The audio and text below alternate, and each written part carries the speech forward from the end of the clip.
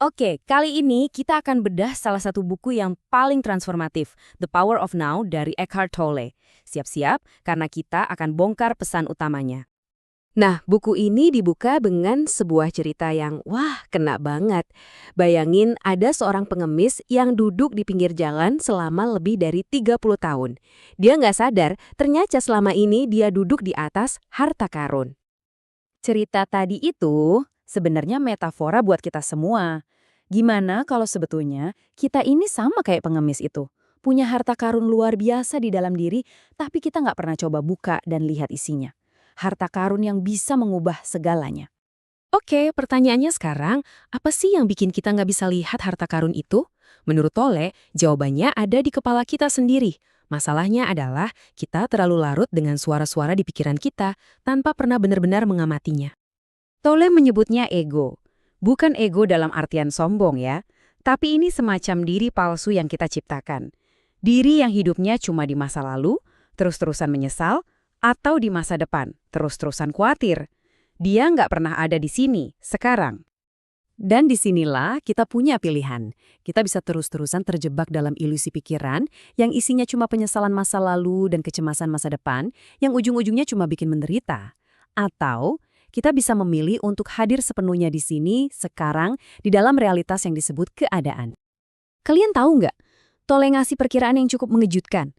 Sekitar 80-90% dari apa yang kita pikirkan setiap hari itu ternyata nggak cuma repetitif dan nggak berguna, tapi seringkali justru berbahaya. Ini kayak kebocoran energi yang serius.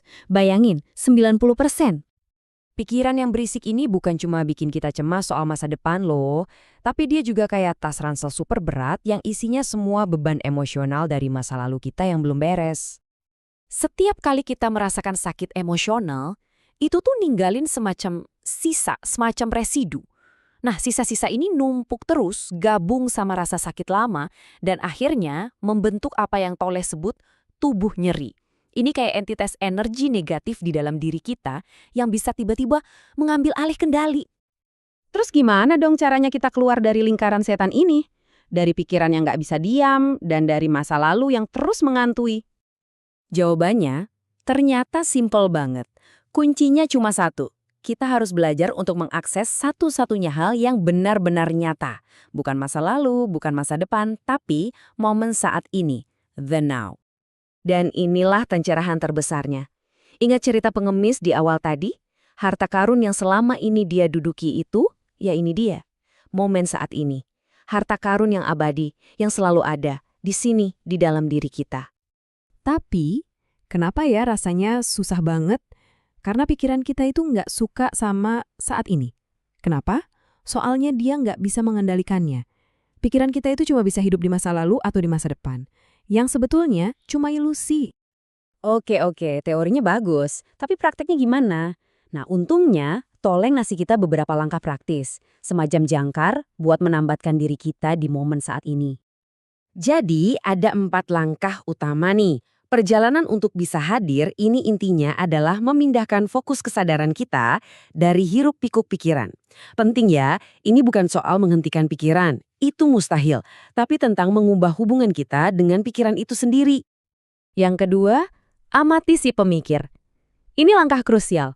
Coba deh, amati aja suara-suara di kepala Anda tanpa menghakimi. Seolah-olah Anda lagi nonton film. Dengan begitu, Anda bukan lagi aktor yang terjebak dalam drama, tapi penonton yang tenang.